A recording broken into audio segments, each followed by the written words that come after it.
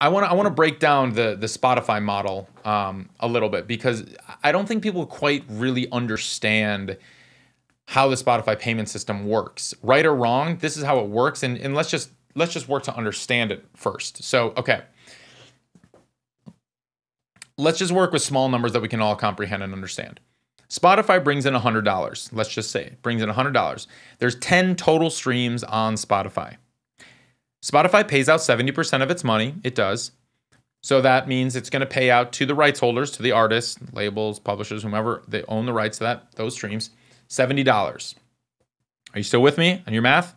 Spotify brought in $100 in revenue. So brought in $100 from like subscriptions, from ad revenue, whatever. And they pay out $70. They pay out 70%. So remember, I said there's 10 total streams on Spotify. So each stream earns $7.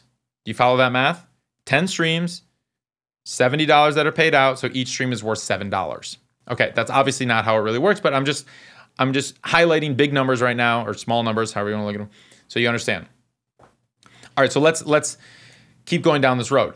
So let's say that there's not 10 streams on Spotify. Let's say there's 100 streams on Spotify. Total streams, okay?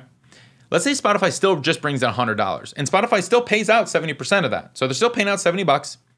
But now instead of 10 total streams, there's 100 streams.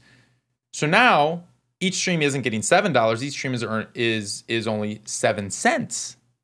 You see how this is working? Spotify is always paying out 70% of its money.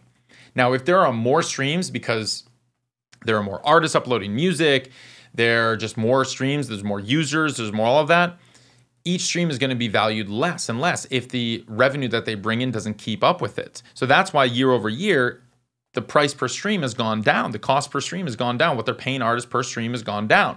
Now, it's an average, of course, and it depends on, is that stream from a user who's paying a premium plan?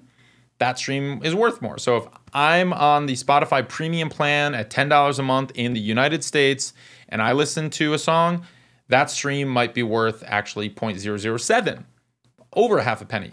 But if somebody is on the free plan in India, and that stream might be worth 0.001 because it's ad supported and it's just not worth that as much. Or if someone's in the free plan in the United States, it might be worth 0.003 or something like that. So each stream is worth, but we're talking average stream. So do you understand that if there are more artists, there's more streams, if the revenue that Spotify is bringing in doesn't actually keep up with that